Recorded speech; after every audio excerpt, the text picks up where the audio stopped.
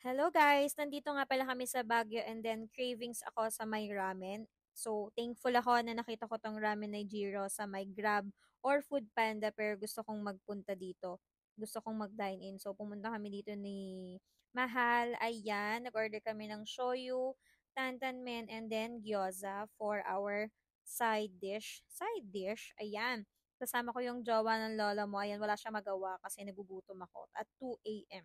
So, iniwan namin si mother and then ayan, nag-food trip kami dyan sa may malapit sa Burnham, Carino Street. Napakalapit lang nito guys. Pwede mo siyang lakarin from our accommodation pero nag-taxi kami para mabilis kasi gutom na nga ang lola nyo.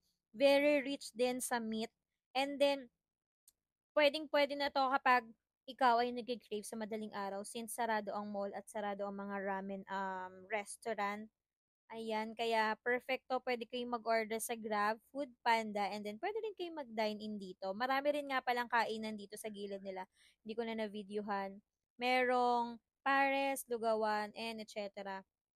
So, ayan. Pero cravings talaga ang lola mo sa ramen ngayon. So, ayan.